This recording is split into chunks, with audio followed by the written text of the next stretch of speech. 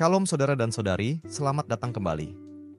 Selama beberapa hari terakhir, kita sudah merenungkan banyak hal tentang gosip.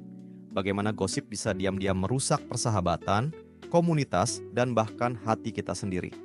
Hari ini kita mulai perjalanan baru. Beberapa hari ke depan kita akan membahas tema baru, mendengarkan, belajar dari kitab Amsal tentang apa artinya benar-benar mendengar. Mendengar hikmat, mendengar teguran, dan terutama mendengar suara Tuhan. Dan topik hari ini menjadi dasar dari semua itu, terbuka terhadap koreksi. Karena kalau kita tidak terbuka, kita tidak sedang mendengarkan. Sebelum kita masuk lebih dalam, mari kita mulai dengan membaca firman Tuhan. Amsal pasal 12 ayat 1 dan ayat 15. Siapa mencintai didikan, mencintai pengetahuan, tetapi siapa membenci teguran adalah dungu. Jalan orang bodoh lurus dalam anggapannya sendiri, tetapi siapa mendengarkan nasihat, ia bijak, terbuka terhadap koreksi. Hikmat dimulai dari hati yang mau diajar. Kalau kita selalu menolak perikop koreksi atau merasa paling benar, itu bukan percaya diri, itu kebodohan, kata Amsal. Kita sering berpikir kita ini orang yang rasional, tapi hikmat yang sejati justru terlihat saat kita bersedia diperiksa dan ditantang. Kita mau menguji keyakinan kita, bukan membela semuanya tanpa pikir panjang. Orang zaman dulu punya banyak prasangka yang jelas, soal ras, kelas sosial, atau budaya. Tapi orang modern juga punya biasnya sendiri, khususnya terhadap hal-hal yang terasa kuno atau tidak progresif. Setiap budaya punya keyakinan tersembunyi yang dianggap normal. Hal-hal yang terdengar seperti akal sehat, padahal belum tentu benar.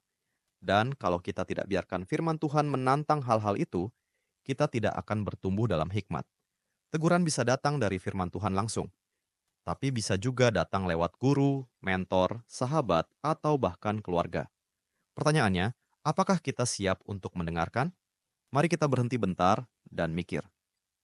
Apa satu keyakinan atau pola pikir yang dulu kamu percaya karena budaya atau lingkungan, tapi akhirnya kamu lepaskan karena firman Tuhan menunjukkan kebenaran yang berbeda? Mari kita berdoa bersama. Tuhan Yesus, firman-Mu berkata, supaya kami, janganlah kamu menjadi serupa dengan dunia ini, tetapi berubahlah oleh pembaharuan budimu. Seperti tertulis dalam Roma pasal 12 ayat 2, tapi dunia di sekitar kami terus menanamkan nilai-nilai yang terasa benar, padahal tidak.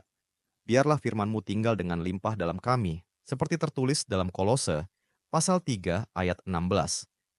Hendaklah perkataan Kristus diam dengan segala kekayaannya di antara kamu, agar kami bisa menguji segala sesuatu, mendengar teguran, dan bertumbuh dalam hikmat setiap hari.